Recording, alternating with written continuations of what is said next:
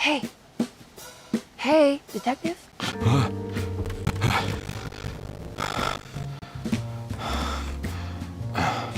What are you doing? Oh, I found something. Great. Was it alcohol? God, no, I just got the wind knocked out of me. I think I know how to break the contract with the Dark Man. What exactly does that mean? Everything going back to normal. Alright. I found some more information on Derceto and the patients. There are some seriously strange things going on here. I'm pretty sure 2 of the patients are dead, and maybe even the clerk. Oh, yeah. I kind of just gave up on worrying about that. Well, just keep your eyes open, I suppose. What were you doing again? Jeremy made a pact with the Dark Man to keep all the badness locked inside Derceto. Alright. I'm gonna break it. I just have to... Where is it? Where's the talisman? It's around your neck? Ah! I worry, detective. Don't, I'm fine. I worry that you're not much help on this case. At least you're a good distraction. Trust me. You're getting your money's worth. At this rate, I'm an absolute bargain.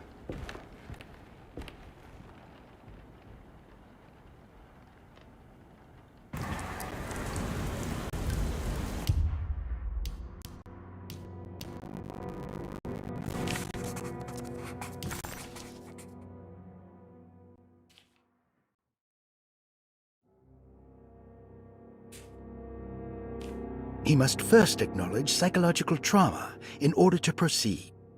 The lying must stop, so we can break through the barriers of self-deceit. Finally, temper manic behavior. Medicine has failed me. Nothing can be done to dispel the hardwood curse. Only the sacrificial dagger may release the despair from Jacob's eye. Yet, doing so would be the doom of Derceto. Let this curse of mine be a weapon for once. I accept your demands. Oh, crawling chaos. Build your prison around this godforsaken hospital. When evil has been starved, I will stay buried forever.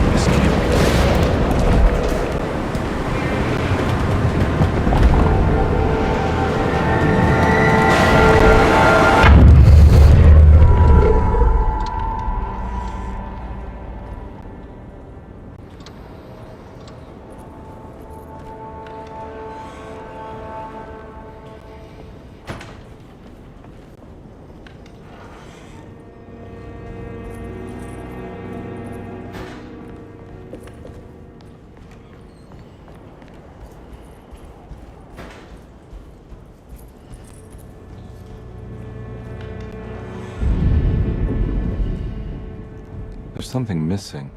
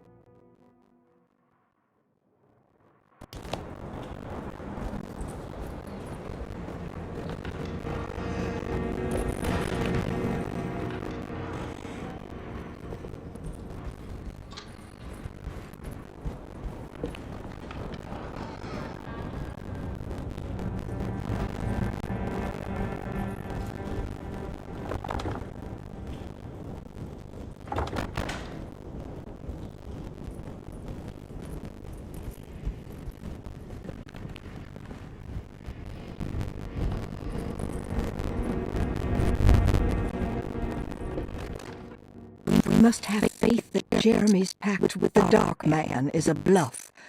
If we are lucky, our visitors will find him and prove it's all nonsense before night falls. What is true is our attempt to call on her. Too many things have happened for this evening to be in vain.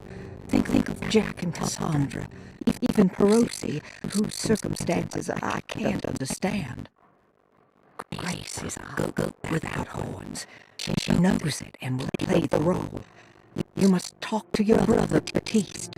I worry that he will fail us. Mrs. Thompson.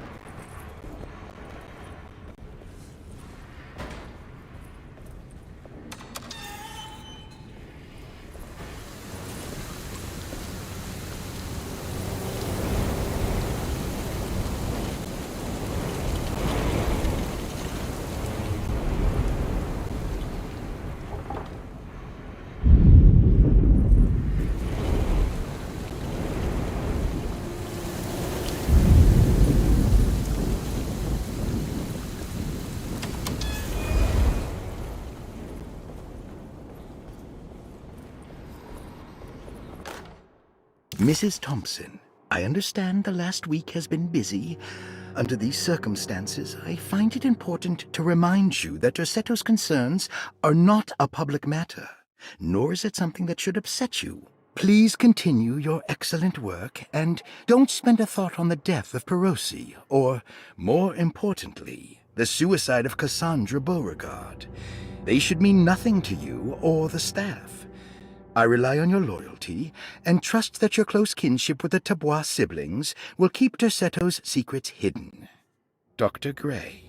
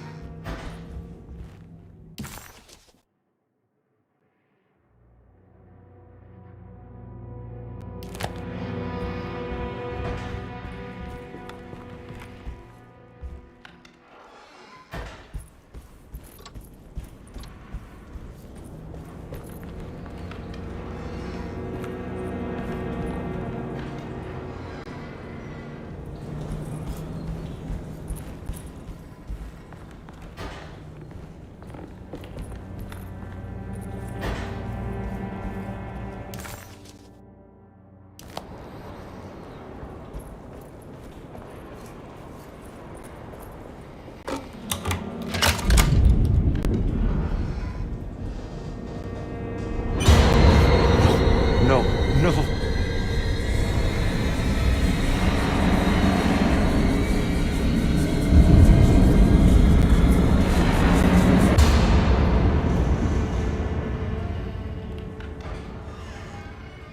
Surprisingly neat. Maybe I've been selling that old barfly short.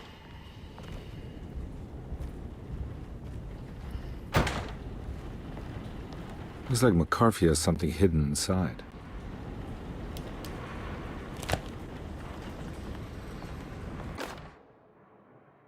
Sometimes I think this place makes me worse.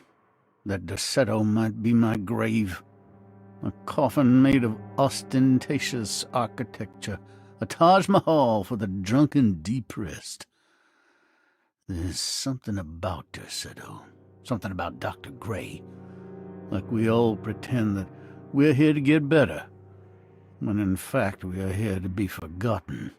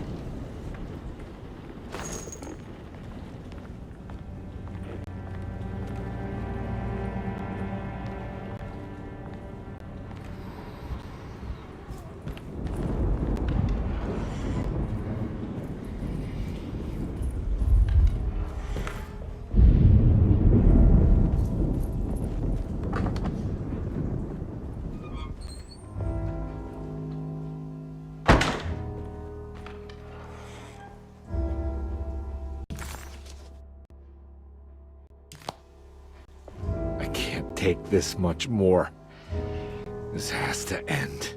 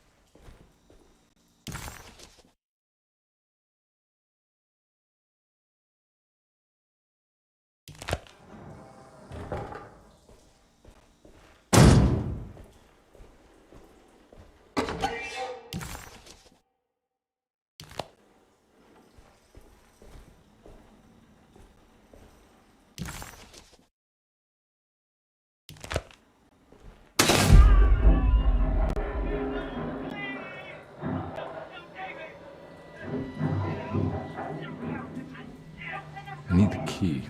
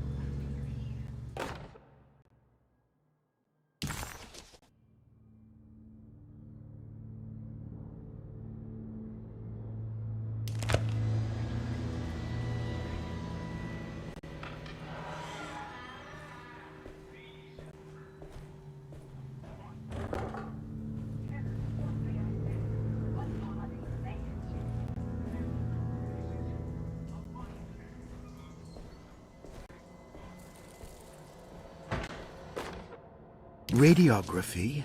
Patient Jeremy Hartwood. Date June 14, 1930. Plates. Jeremy's skull proved difficult to capture properly. Partial radiographs worked best. A complete picture of the brain can be assembled by piecing 3 plates together. Observations. Even when looking at an assembled version, a shadow covers significant parts of Jeremy's brain. Possible tumor, but more likely that the equipment is failing. Jeremy reacted strongly to the pictures and claimed to see a giant clay worm eating and displacing his memories. Notes. While this exercise has left me nowhere closer to an answer, I feel confident that a Burkhardt lobotomy should sever all necessary parts.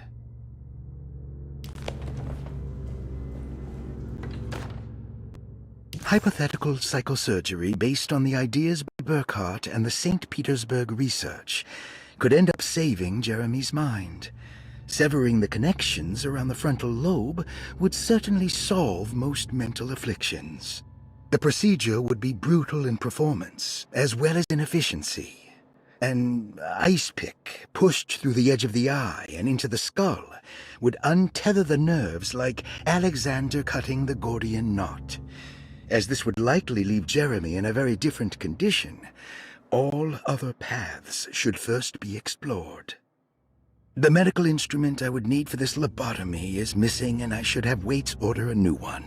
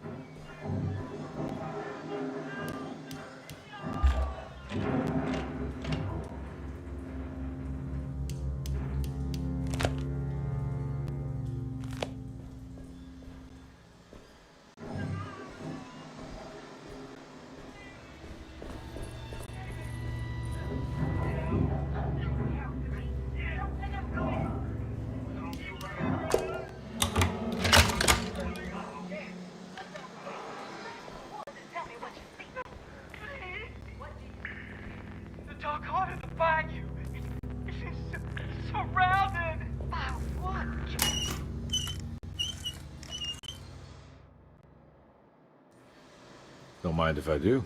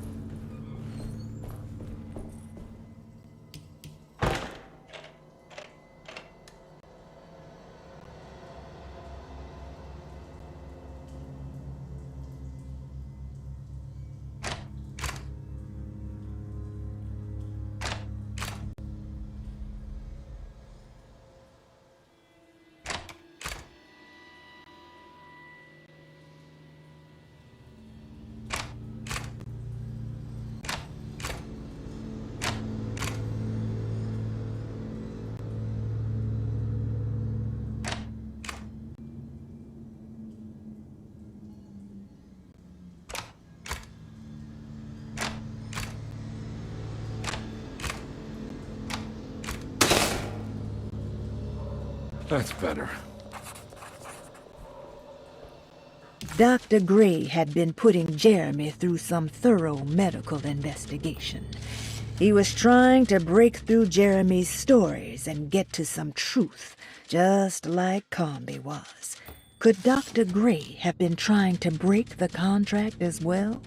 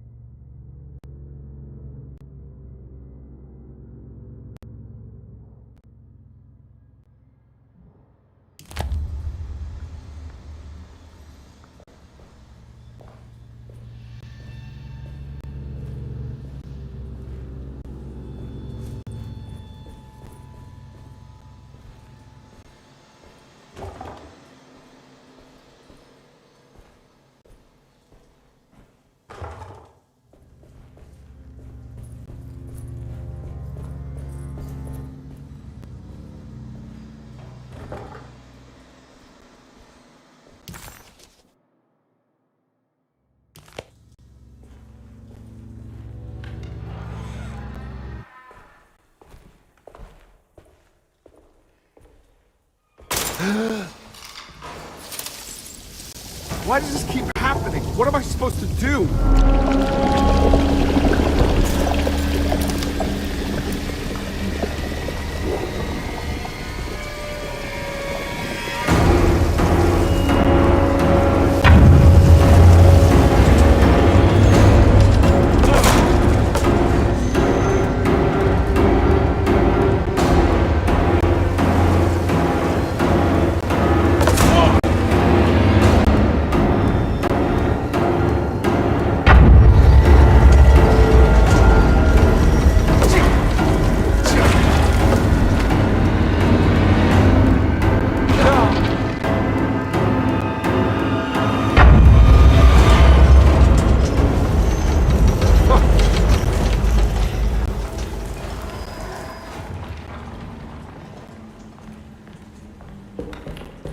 And we're back here. Well, perfect time to have a look around this place.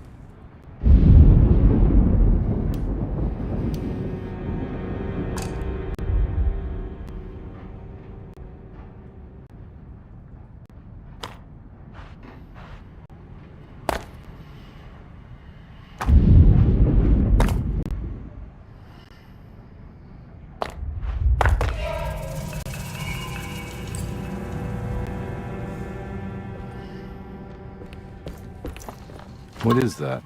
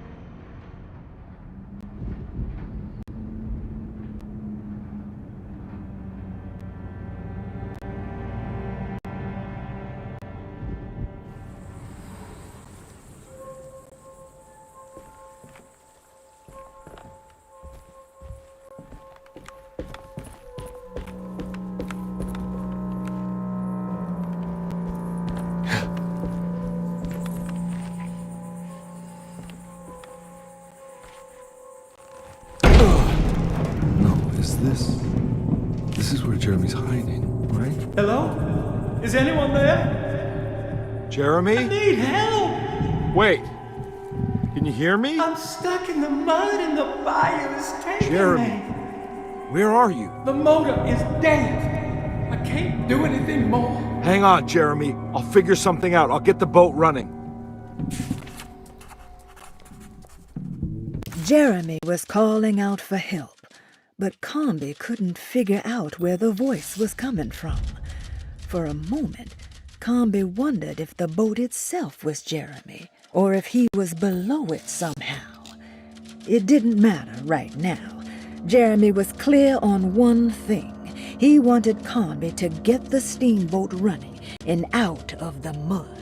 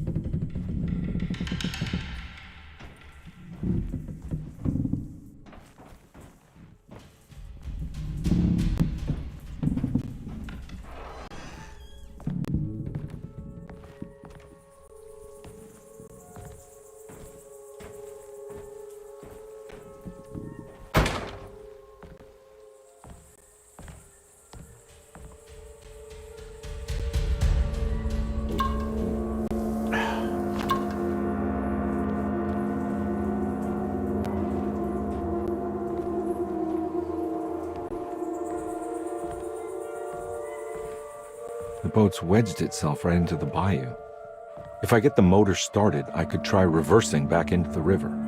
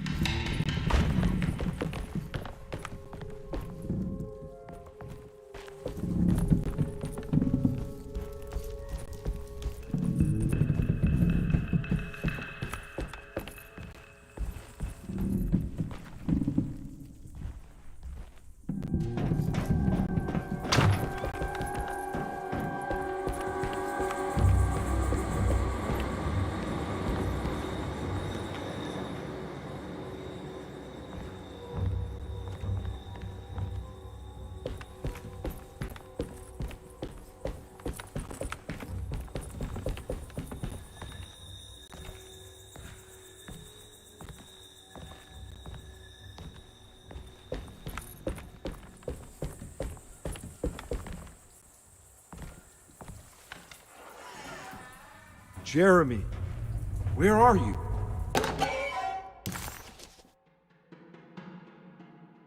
There are many ways to cross a threshold. The easiest one is being invited. A door swung open, leading you inside. Another is sleep, hypnosis, or even sudden fright. There are those who fold spaces that challenge Mobius, or jump through angles that defy Euclid.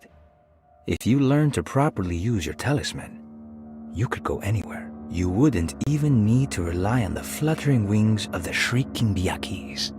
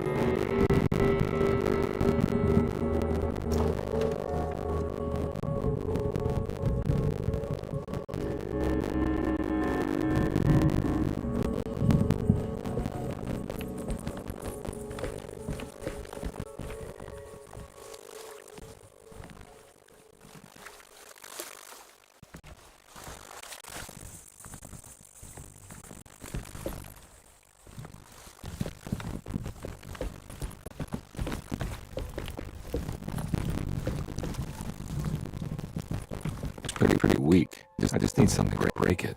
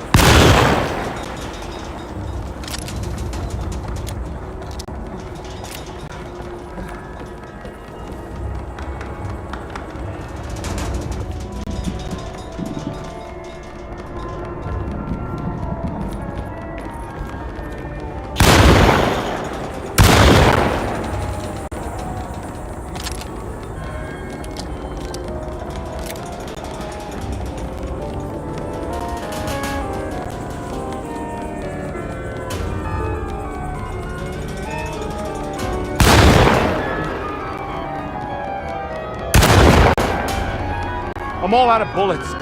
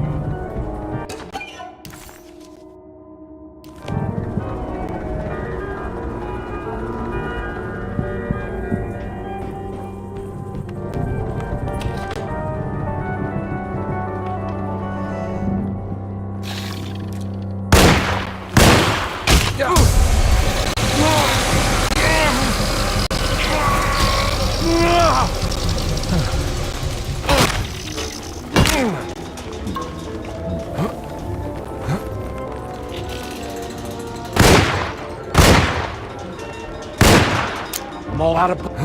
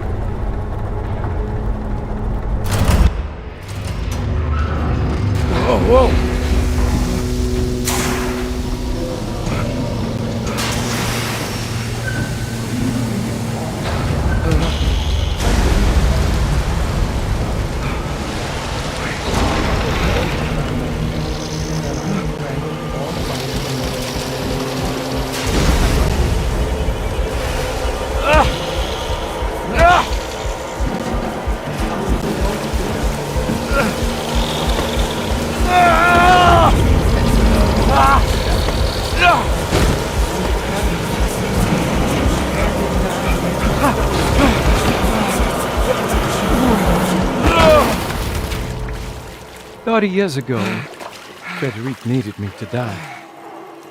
You're not making any sense, Jeremy. Come back. Find your focus. Hey!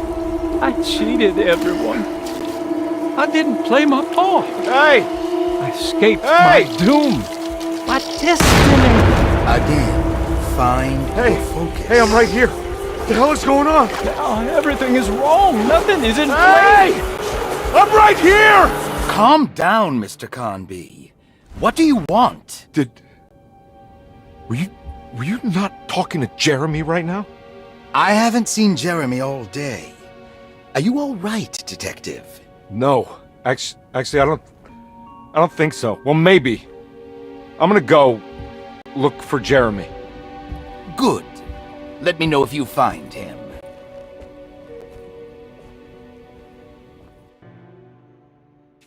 That was Jeremy's self-deceit, a steamboat stuck in the mud? I'm not going to pretend I understand any of that. What a bunch of psychoanalytic nonsense. Jeremy was calling out for help, but Carnby couldn't figure out where the voice was coming from. For a moment, Carnby wondered if the boat itself was Jeremy, or if he was below it somehow. It didn't matter right now. Jeremy was clear on one thing. He wanted Carnby to get the steamboat running and out of the mud.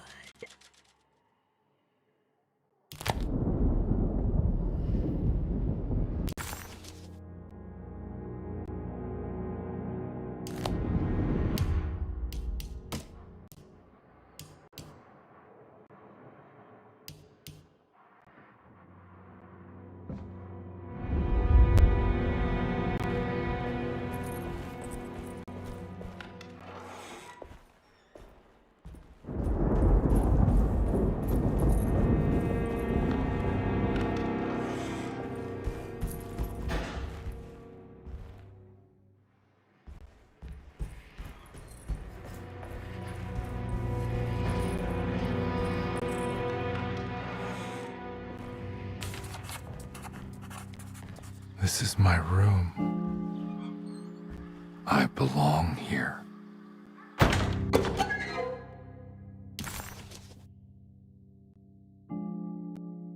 Derceto stands on a breeding ground for the grotesque, a temple devoted to rebellious growth, the most ugly and cancerous side of nature. You may be able to shield your psyche for a while, but rest assured your soul will come to pray to that hideous god in time. That is the story of every man and woman who gather around that ancient arbor. They all croak, bark, and bleat because their own bodies are afraid and they wish to repel the evil those words conjure. Iya! Iya! Instead of that blasphemous name, they gossip in hushed whispers the name of Derceto, Astarte, and the black goat of the woods. I recognize this view.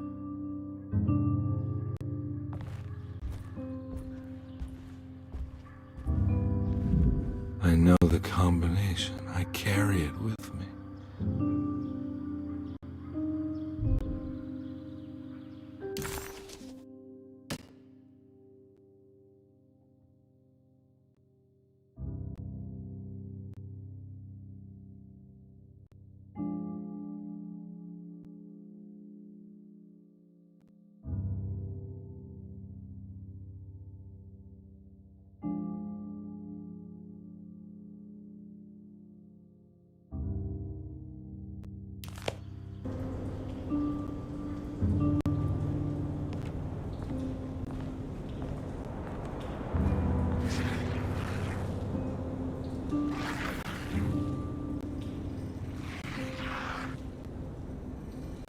I know that number. Where's that from? I did this. I wrote that.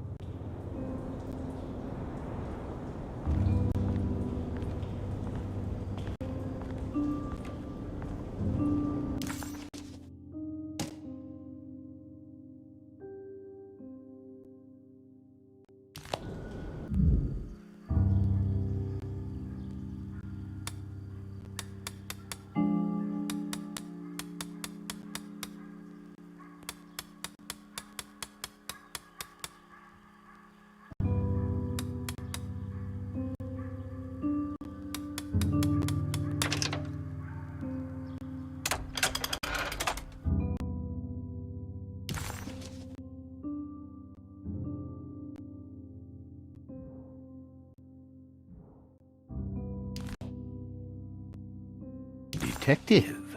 I have made many discoveries in my case. The child we want is safe, thanks to good people like me and you. We're so similar, but you don't see all the things I do. To find your man, Jeremy, you also need to look for the girl. It has always been that way. The young deliver us all. You should have a look in my room. There's a piece of the puzzle you will need. Take care now. My coffee.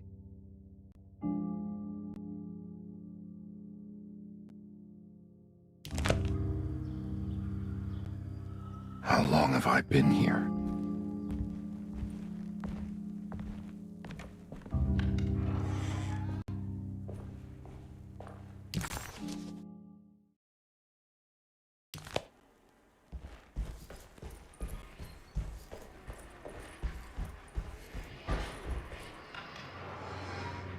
Surprisingly neat. Maybe I've been selling that old barfly short.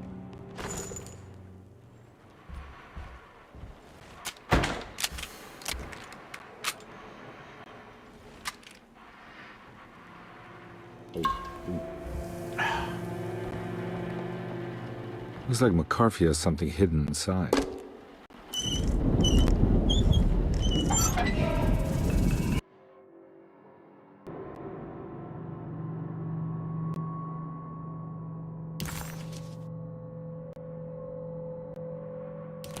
Why would McCarthy lock this up? Was he trying to keep Grace from completing his shame? If so, couldn't she have just made another drawing?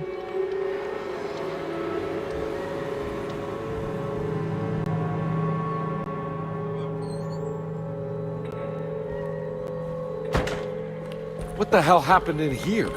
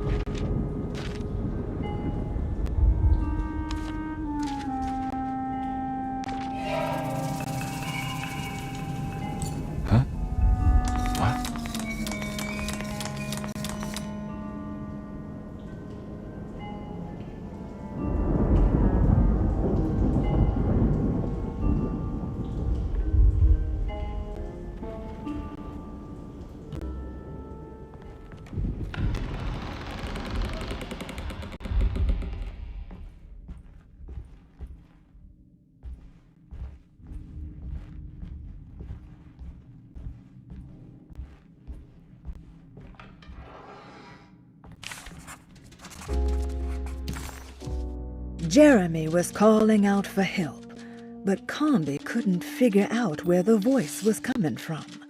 For a moment, Carnby wondered if the boat itself was Jeremy, or if he was below it somehow.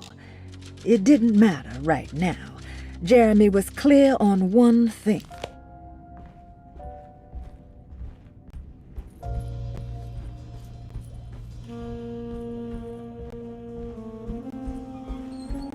This looks familiar.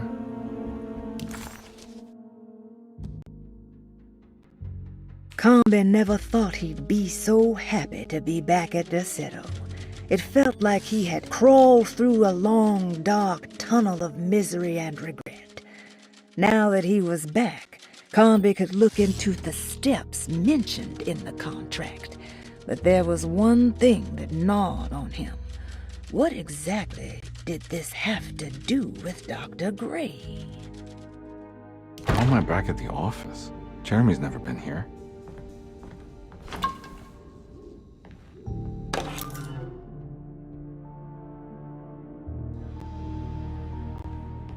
That's me, isn't it?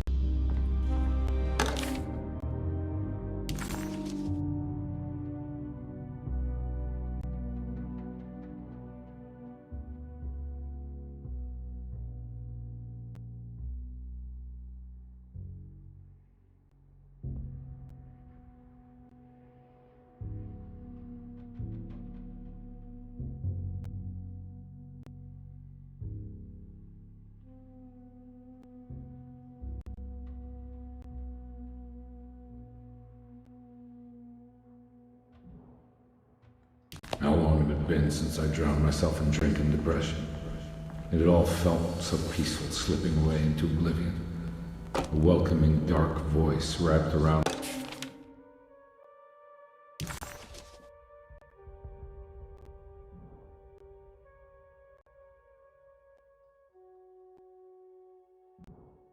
My mind like a heavy blanket. It turned off suddenly as I woke up from the sound of my office door closing shut. A messenger had left a telegram from Mrs. Saunders. She had a lead on where to find her husband and her kidnapped daughter.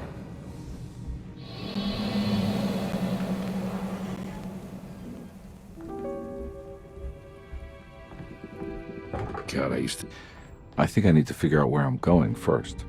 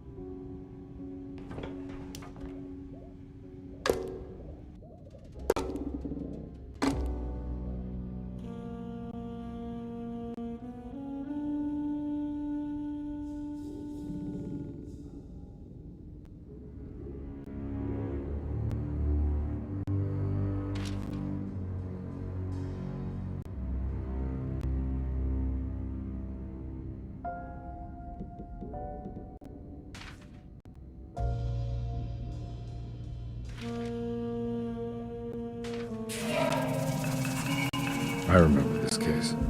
Some kid got taken by her father, headed out of state, but he had made a mistake by selling a painting that his wife actually cared about to a collector named Thornhill to fund his venture. That's how I tracked him down. At least I think so.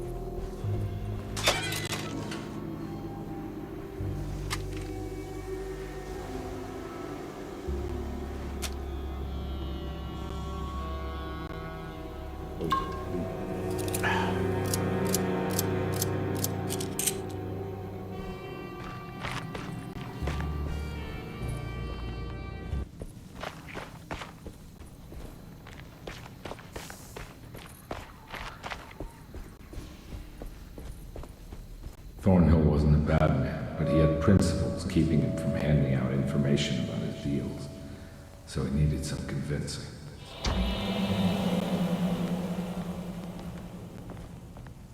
Well, every case can't be squeaky clean.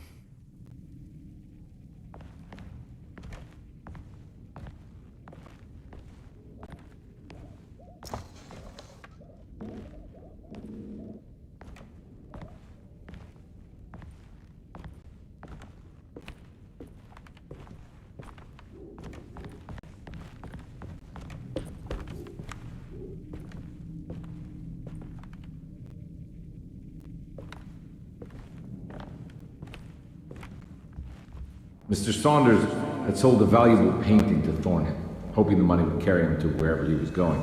The painting, now leaning on an easel in Thornhill's bedroom, had a certain mesmerizing gloom that seemed to call out to me, telling me I was needed for something important.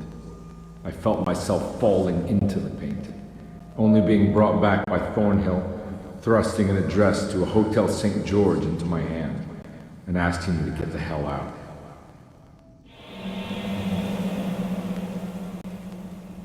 I don't remember this at all, but I can't say it didn't happen.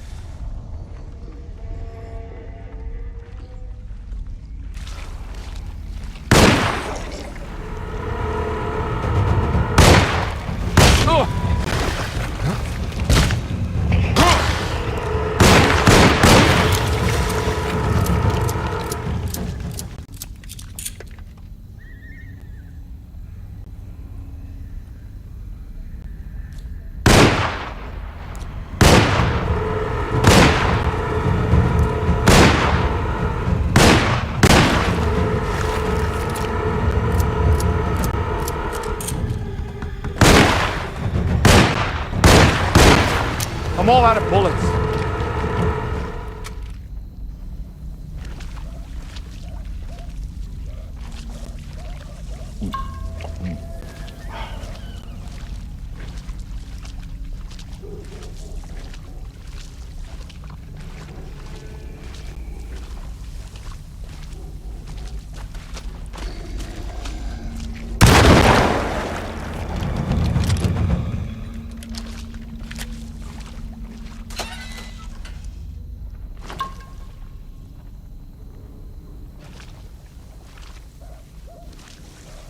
I can't go that way.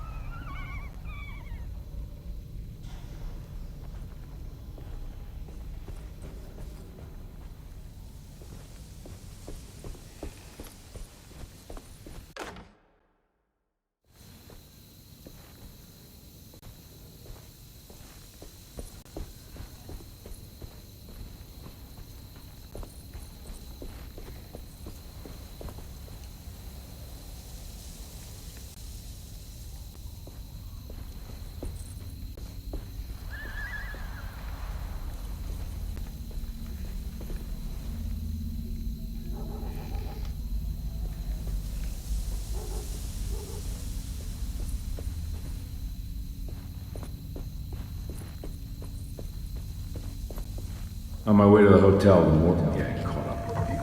I owed them money, a lot of it. I can't remember what for, probably some dumb gambling debt growing in size for each payment missed. I punched one of them out, and I sent the others packing. It was a stupid move. They'd be back. Great numbers.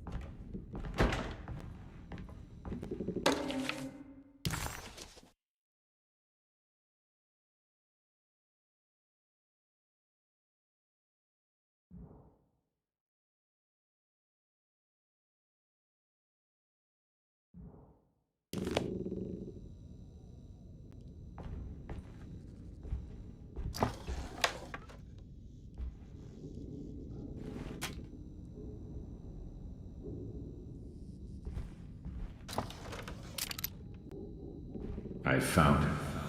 In the hotel ledger, I recognized the handwriting of the signature, Ted Stryker. It was him. I could feel it. It was the kidnapper I was hunting.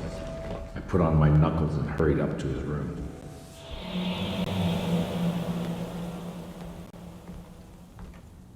Something about that name, Ted Stryker, rings a bell. Feels vaguely familiar.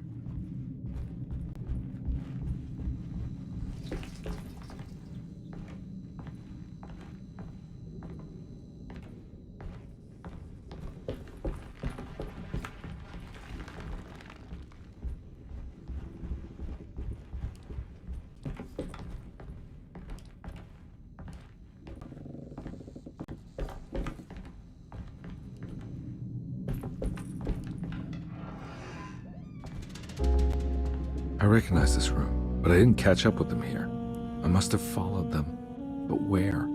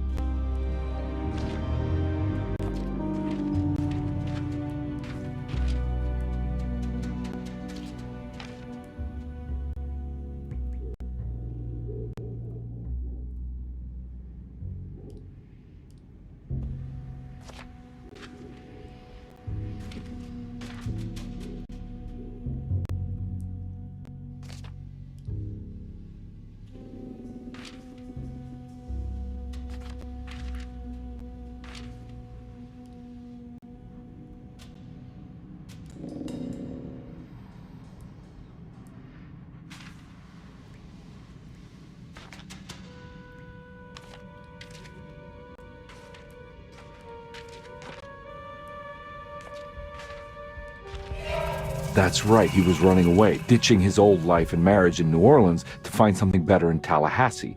And he took his daughter with him against the will of the mother. That's why she hired me. But I stopped him. I caught up with him at the Pearl River Bridge.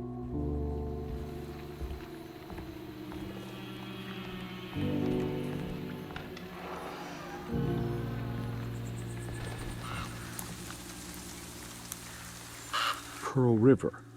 This is where I caught up with them. This is what the Dark Man wanted me to revisit. But I'm still not seeing it.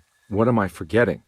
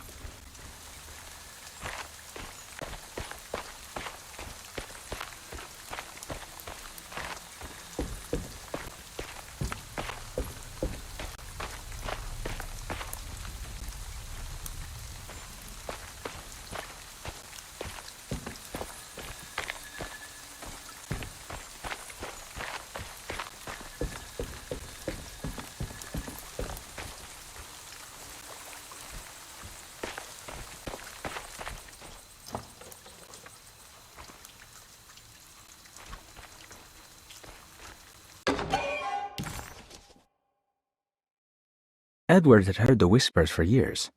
When he lived in Brooklyn, it was only on rare occasions, like when he as a child climbed that tall tree in Central Park, or when he almost drowned in the Hudson River, trying to save his despaired mother. The whispers became more common as he moved to New Orleans, but still rare enough to be ignored. Now as he walks the halls of Derceto, he knows what is calling him. He doesn't want to admit it, but the dark young in the conservatory is telling him to sacrifice the cabris and corn.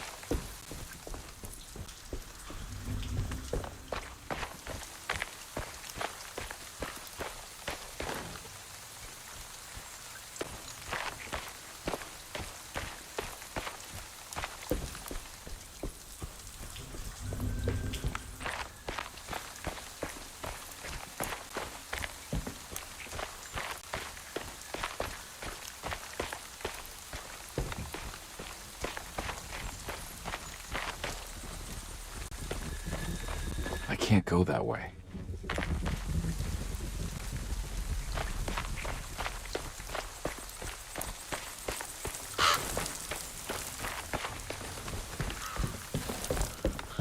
Oh no.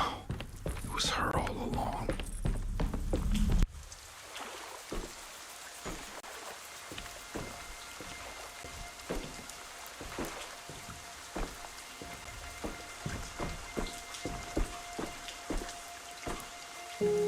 I can't believe I didn't recognize you. I looked a little different back then, I suppose.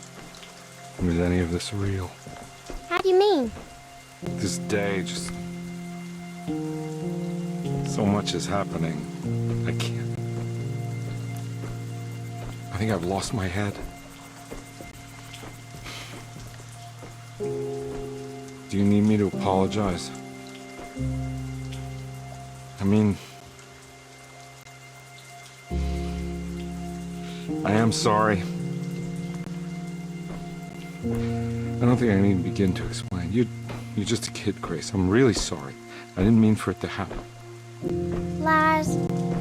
More lies. No, really. I thought I was being a good guy by handing you over to your mother. I didn't know. I couldn't have known that she wouldn't care. About you. I don't know how this works. What is this for? Some form of admission of guilt. Maybe acceptance. It's what the Dark Man wants. I guess we just watched my father die again then. You think he's alive? I know he is. He's down there, scared that he won't be able to get out. That he will drown with his daughter again. What are you saying? We gotta save him! We? Do it yourself. I'm down there with him, remember?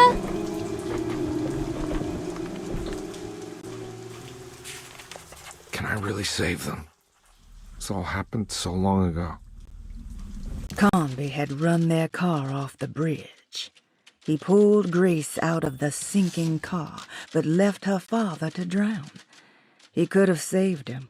There was time. He just chose not to. Instead, he took Grace back to New Orleans and collected his paycheck. I have to find a way to get down there. I have to see it with my own eyes. There was a boat at the house where I entered. If I can raise the bridge, I should be able to get to the car.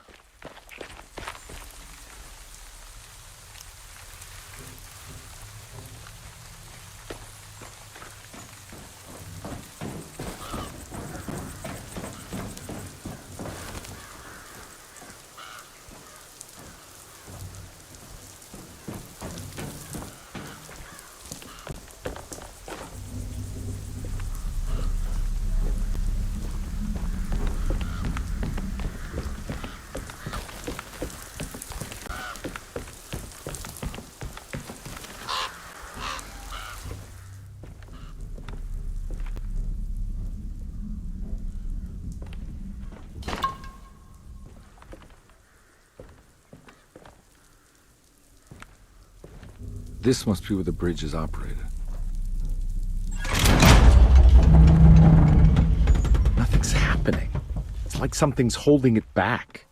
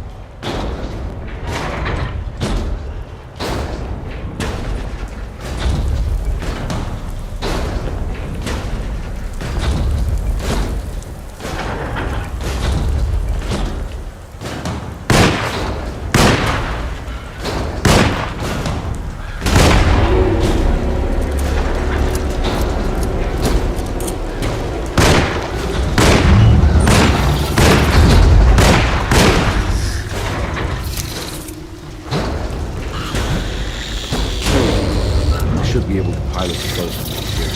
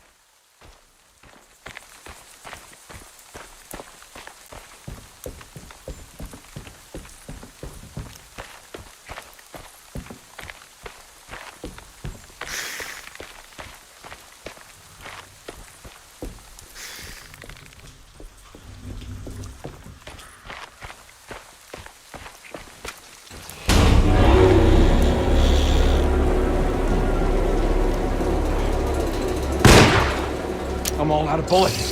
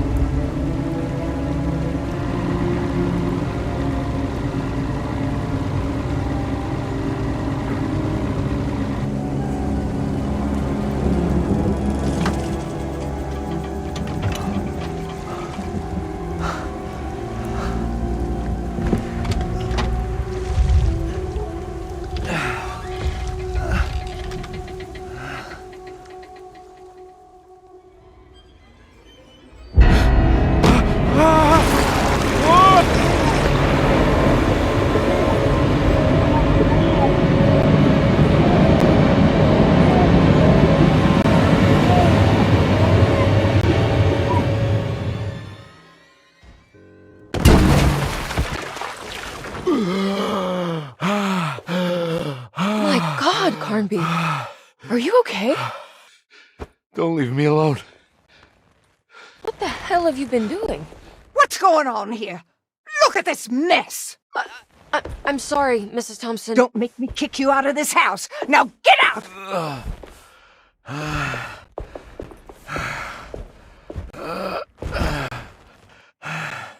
Hey, Detective. Mr. Carnby. I'm really worried about you. I'm okay. I just need to catch my breath for a moment. This place?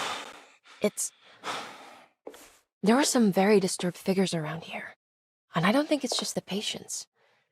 I've been reading some things about how Derceto has a deranging effect on people. I think it might explain things. What? Just take it easy, okay? I'm gonna go find a way into Dr. Gray's apartment. I want to know what he's hiding. Emily, don't worry. I think I'm close. I'm gonna set everything right. Just be careful.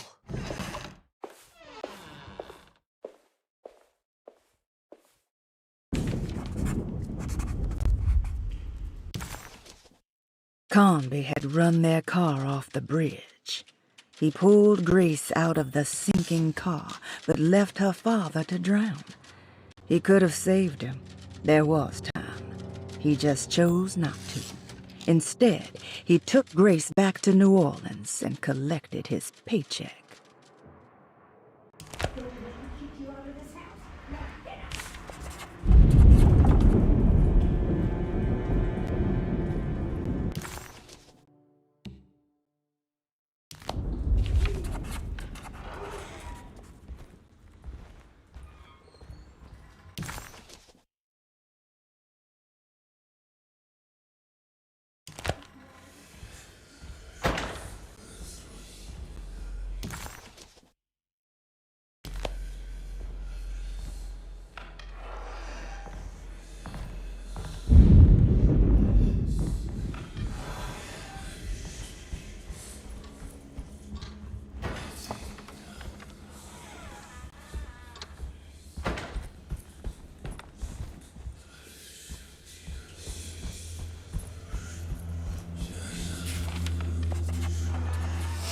Detective, am I glad to see you. Lock the door, will you?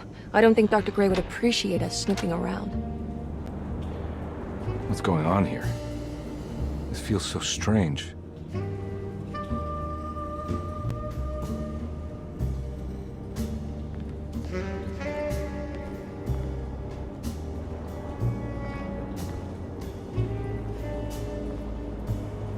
Have you found anything? What? Yeah, I've seen some things. Okay.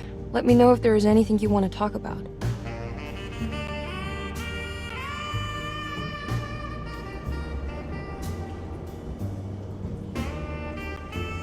You don't find this place strange? Derceto is certainly one of the stranger places I've been to.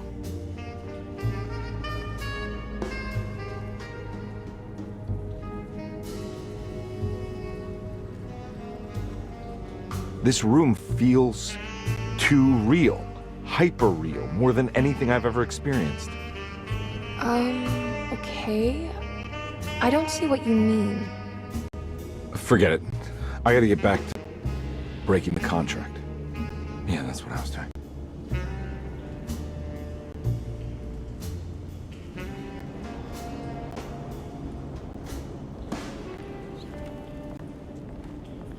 There's a book missing.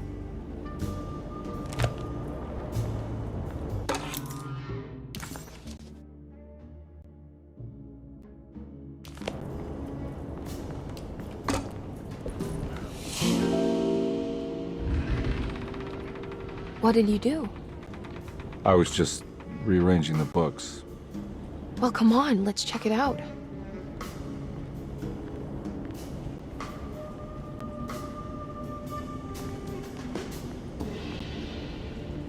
I think I'm beginning to understand. Dr. Gray is dealing with some kind of mass delusion.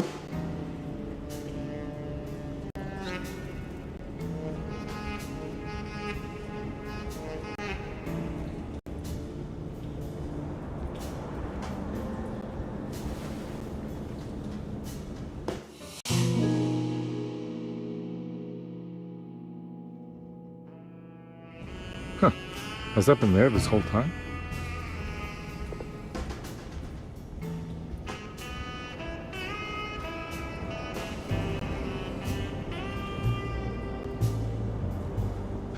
What were you saying about mass delusion? Derceto seems to have a deranging effect on people living close by. It has a history of creating cults devoted to some nature goddess. Even the name Derceto refers to the cult existing here before the Civil War.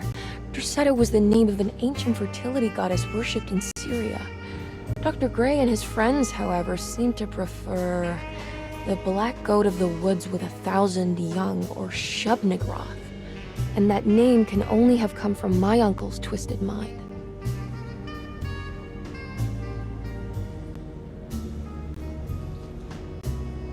That mark on the floor looks like talisman positions, but from which direction should I look at it? Good to finally meet you, Mr. Hartwood. I'm here on the behalf of your brother Philip. You were expecting me, weren't you? Yes, you're from Derceto, no? That's right. I just wanted to ask you a few questions to see if there is anything I can do to help you and your family. Okay. I understand you're full of imagination. You make up a lot of things. I suppose. And you obsess over them, blurring reality and fiction. Sometimes. Do you want to tell me about the Dark Man? No, I don't. That's all right. Perhaps there is something else you can tell me. Something you know to be made up, but you hold dear.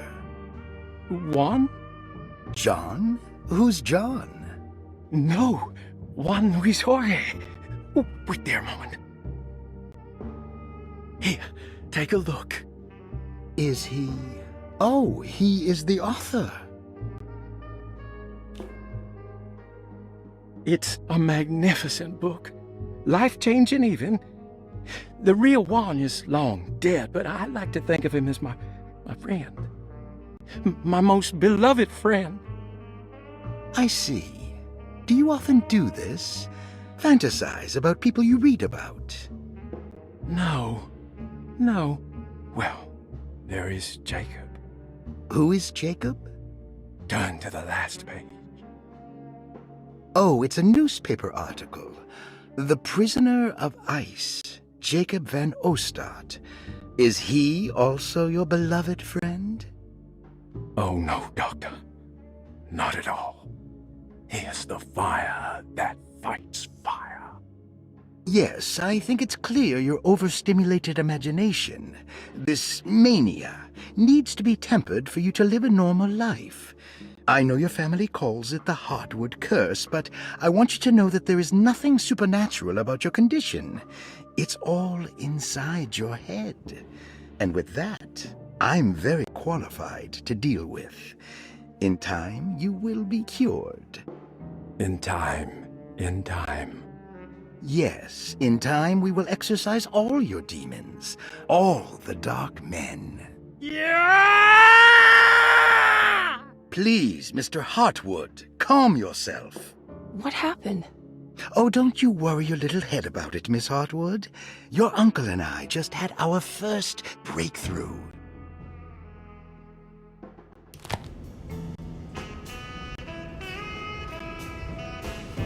You think all of them are in this cult business? Even Jeremy? I'm not sure any of them have a choice at this point. We just need to find a way to stop all of this.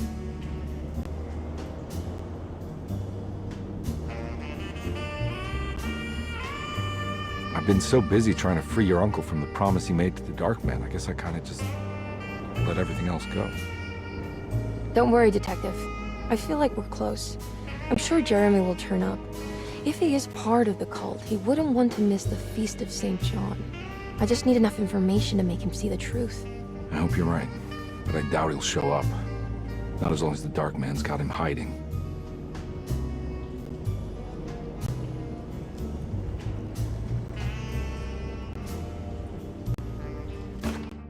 The Snake Dagger, a monograph by Yael Klein.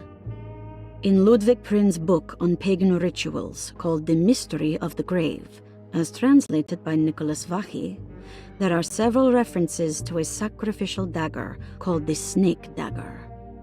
It has long been thought of as a poor translation of the original text, that it would be more appropriate with worm dagger from the Latin vermis cultrum. This seems natural following the recent consensus that the original title of Prin's book, De Vermis Mysteris, should literally translate to the mystery of the worm. However, this would take away from Vahí's great effort at translating the underlying meaning of the words and revealing several cultural beliefs. While Prin certainly was using the term worm as a symbol or synecdoche for death and the dead, which is made clear by the contents of the book, in the case of the dagger, we shouldn't be too hasty to dismiss his translation. Reading through Vahí's correspondence with his patron, it appears that he had more than just the Latin text at his disposal. Vahí had dug up Prin's living relatives and uncovered several cross-referenced historical texts and an actual snake dagger. The dagger was dated to the early Middle Kingdom of Egypt and had such a clear shape of a wave that Vahí considered calling it the sinusoidal blade. Knowing the full story, it seems prudent that he chose to translate it as snake and not worm. There are several reasons why this choice of word helps us understand the pagans that Prin's book attempts to describe. The symbolic value of the shape becomes more apparent when reading about the use for the dagger. In the passage of possession and exorcism, we find the snake dagger poisons the poisoner within the victim and is therefore pacified.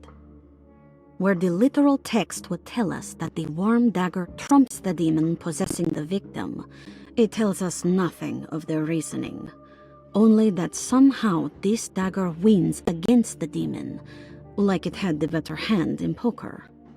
Vahí's translation allows us to follow the underlying logic to the ritual magic that is being performed. Poison the poisoner sounds like fighting fire with fire. That to hurt the demon possessing its victim, the priests would have to fight back with a power that is known to the evil they are fighting.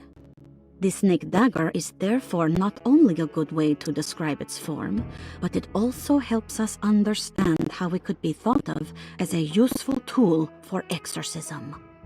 Finally, it also helps us understand their relationship to lunacy, that it was thought of as something poisoning the mind rather than controlling it. What is also interesting to note is that the possessed are always considered poisoned in their head and not their heart. The snake dagger always went to the eye of the possessed, leaving them partially blind, if they had the good luck to survive.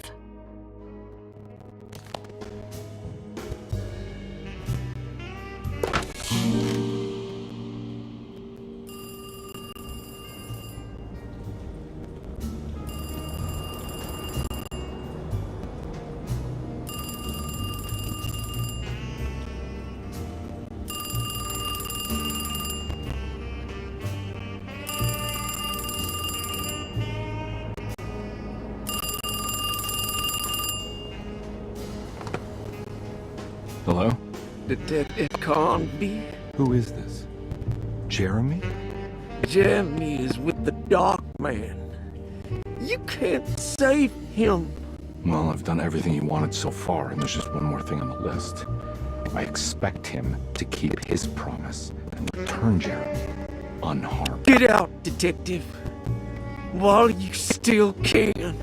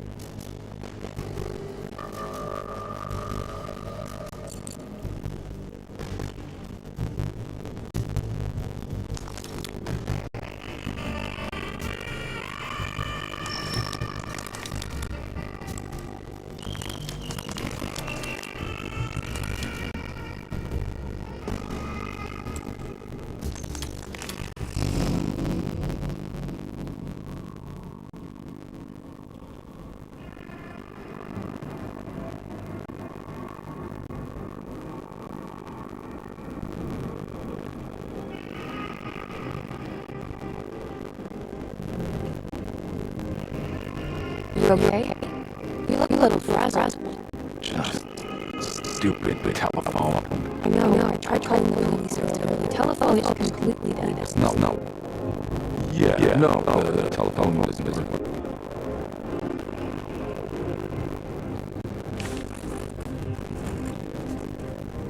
Detective Carnby was worried Emily could tell that she could see the madness written on his face. But what if he was the only one seeing the truth? Could that still be the case? If only he could find evidence that would make her understand that he had seen beyond the veil, or at least something that would show her he was worth the money she was paying him.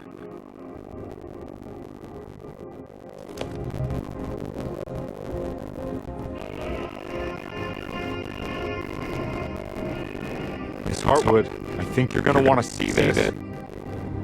Is there something in the closet? Yeah, there is. You don't see the very obvious gate leading to whatever Jeremy's madness is serving up next? I don't understand. Are you making some kind of fashion metaphor? I'm sorry, I don't have time for this. Can you just tell me what you're doing? You don't see this. It's fine. It's fine. Catch you later. Are you going inside the closet? Yeah. You got a problem with that? No. Do what you think is right, detective. Sorry, I mean... Goodbye, Miss Harper.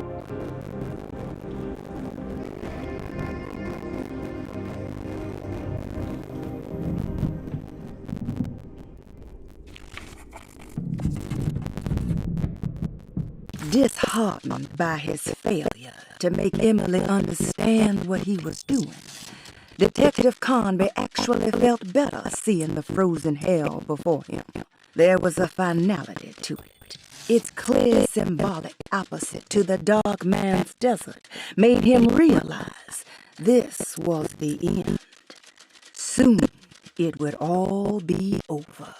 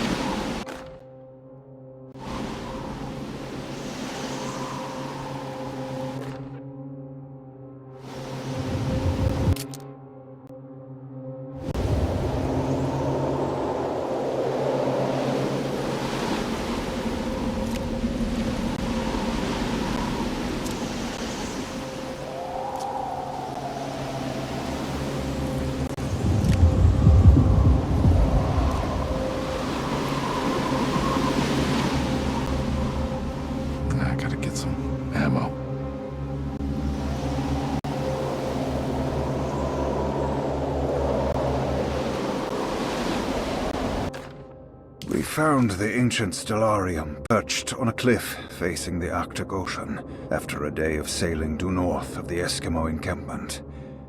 Jacob van Oostad was our most keen member of the expedition. He had been chasing down the source of a peculiar type of crystallized metal present in several sacred items among the natives on the northeast coast of Greenland. The site was a remarkable find for any explorer, and we were all enraptured in our search for enlightenment and meaning. The surviving architecture seemed almost unearthly in origin and astonishingly sophisticated. The metal Jacob was searching for was abundant, almost ubiquitous. We were so taken by our find that we were surprised by the sun falling below the horizon. As we quickly picked up our gear, ready to head back to our camp, Jacob van Oostad declared that he wanted to stay.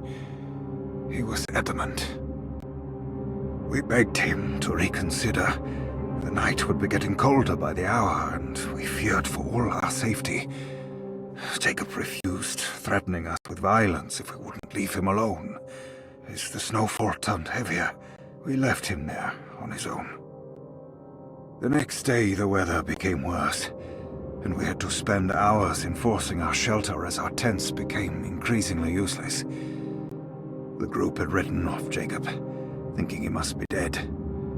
I had an urge to make one final attempt to save him, so I headed out as darkness fell with a handful of flares, and headed toward the coast and up the climb, towards the Stellarium.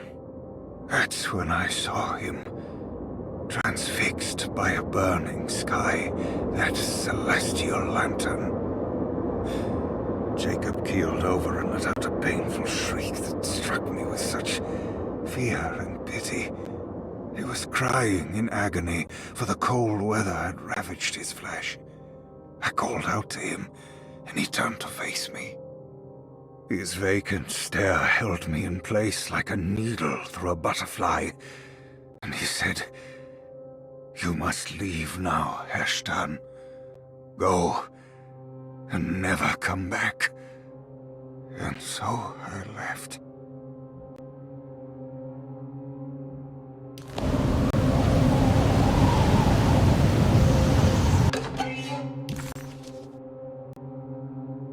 What can be said about Jacob van Ostad without evoking contempt or apologia? The first piece of information is the obvious. He is not the explorer Jeremy idolized in his youth, but the figment of his imagination. If you want biographical facts, I am not the one to answer such questions. In the case of Jeremy, he is a guardian of imagination, or rather a persona appointed the role of containing a self-sabotaging mania. However useful Jacob once was, his loyalty to Jeremy has slowly been replaced by fanaticism. Like a firekeeper who has for decades been burnt by his own sacred flames, now does what he imagines the fire wants. Jeremy has lost all control over Jacob and suffers greatly because of him, but is admittedly also still invigorated by his labor.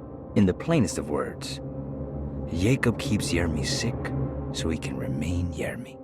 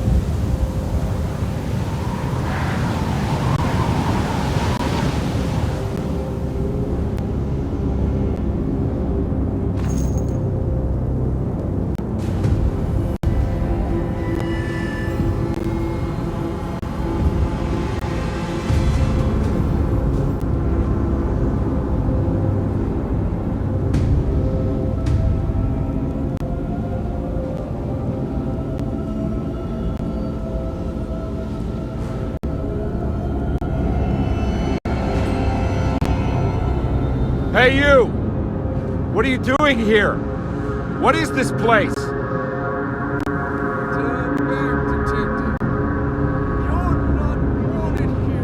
Whoa, take it easy. I'm not your enemy. Oh, you're wrong, Detective. You're wrong.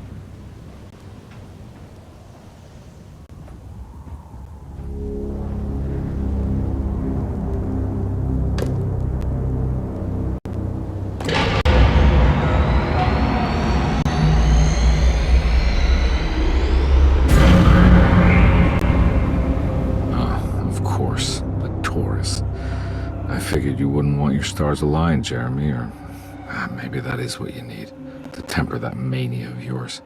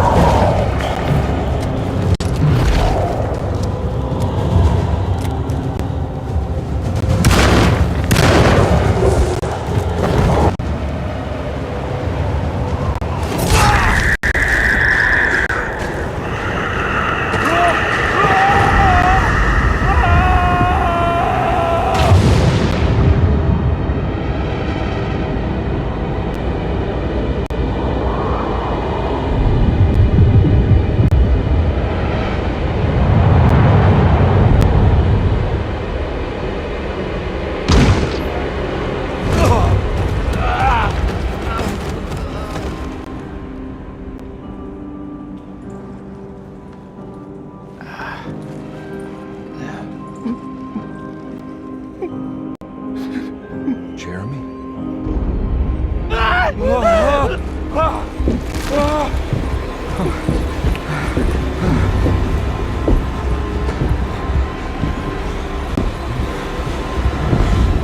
did everything! Aren't you happy? Stupid charlatan! What more do you want from me? You want me to lose my mind? Oh, my lord! Doctor! Baptiste! Quick! Jesus. What were you thinking, Carnby?